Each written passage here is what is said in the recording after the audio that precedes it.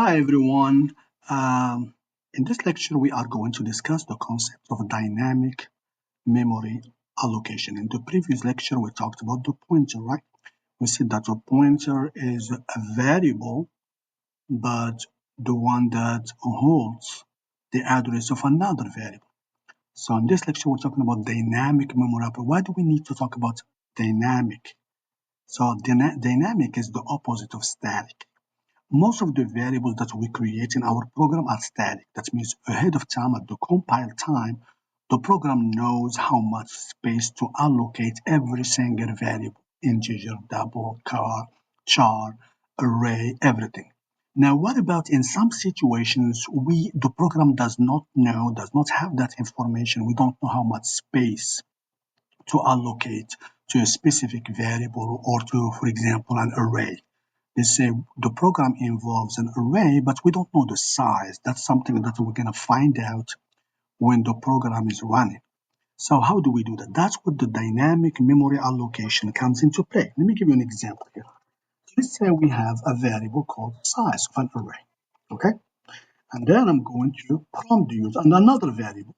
That's the one we're going to be used to for memory dynamic memory allocation. It's going to be a pointer. So we use int and then the asterisk and then PTR. Okay, so this is the two variables we use. So let's ask about the size. Let's prompt the user to enter the size. So we're going to put here enter the size of the array. Of course, we need to save this. So cn size. Now we have the size. So now we are going to create an array if we have that size. So we're going to use PTR, our pointer. But this time we're going to use the term new. New is a term that we use to create a dynamic memory. So new int, and then we put the size. So now there is a memory devoted or allocated for that specific array. Okay. So now let's put information in there. Let's populate this array. So let's populate the array. So we're going to use the loop I equals 0, I less than size, and I plus plus. And then I'm going to prompt the user, enter the number, and then we are going to save it. So we're going to use ptr I, just like an array. So this will populate the array. So once we have that array, it's time. Let's run it first and see. So enter the size of the array. So let's say 5.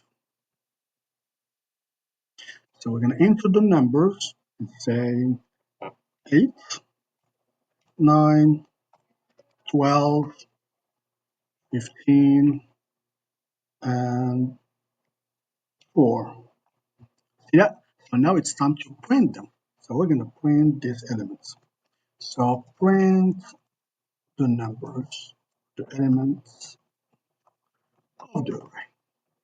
So we're going to do the same thing. We're going to use the loop int equals 0 less than size I plus plus. Now we're going to print, so instead of using cin, we're going to use cout, and then we're going to use ptr I.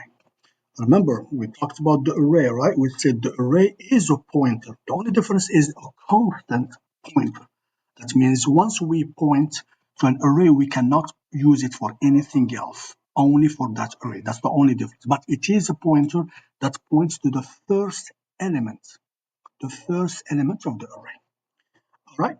So now we just have to print. Now let's run the program and see. So you need to enter the size. Let's say 5, 12, 24, 8, 4, enter the number 9. See, it shows all these numbers right here. I just forgot to put the space in here. Now, the good thing about the dynamic memory allocation is that once you are done with that pointer, you can delete. So you can use delete, and then the square bracket, and the name of our, which is PTR. So why this is significant? This is important because you can free up the space for something else. So delete basically free up space. It allows us to free up any space, then we can use it for something else. Now, what about if we have another variable, not array? We can also do that. So let's say we have another variable, let's say num, and I did the same thing, new int. And then I put, okay, of course, this one has to be a pointer.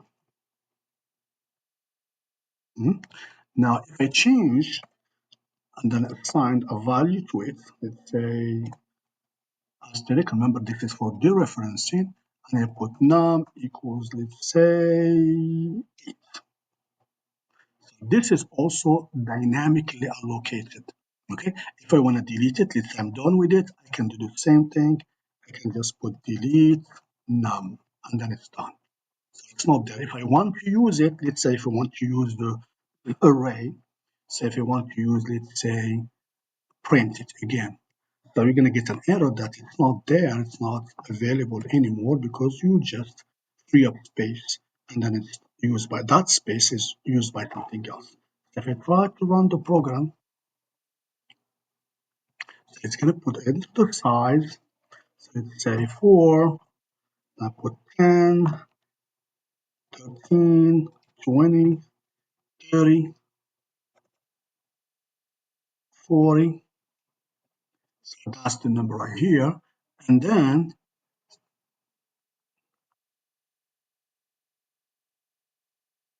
as you can see, it's not printing the last one because it's not available anymore. That's why we got that. All right, it's underlined here. We don't have that. The PTR is not available anymore. So this is basically how the dynamic memory allocation works. I hope you find it useful. Thank you.